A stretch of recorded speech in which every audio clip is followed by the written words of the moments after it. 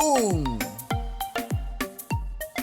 Bueno amigos, tenemos pues noticias aquí mismo de lo que está pasando y lo que estamos a punto de ver en todas las noticias, en los periódicos, las redes sociales, esto que comparten por aquí, que pronto esto estaremos leyendo en una de estas semanas y esto va a cambiar todo. Estamos viendo que XRP precio rompe su precio máximo histórico aquí, como estamos viendo, que es inevitable, así como comparten aquí en las redes sociales. Así que si tú estás deteniendo tu moneda, sigue deteniendo bien fuerte porque esto apenas comienza. Así que si estás esperando un precio alto para ver ganancias y si compraste las monedas a un precio más bajo, pues sigue deteniendo bien fuerte.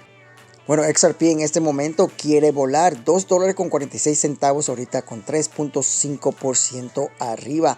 Vemos esas subidas que tuvo aquí mismo con $2.96 aquí mismo tocando, luego volviendo a bajar casi tocando los $3 y aquí estamos viendo que quiere volverse a levantar. Sabemos que vienen muchísimas cosas con la moneda de XRP, especialmente los ETF y también todo lo que van a estar cambiando y probando con Swift, y con 1% que tenga de todo ese network Ripple podría estar mandando también la moneda a precios altísimos. Así que lo que tú vayas a hacer ya con tu inversión es una decisión tuya y cualquier precio que tú estés dispuesto a detener ya es decisión de cada uno de ustedes. Pero así se encuentra ahorita mismo el mercado, $2.46 ahorita mismo con 3.5% en las últimas 24 horas, así que no se queden atrás. Pero cambiando aquí el panorama, en la última hora estamos viendo que las velas están subiendo ahorita mismo $2.46, así que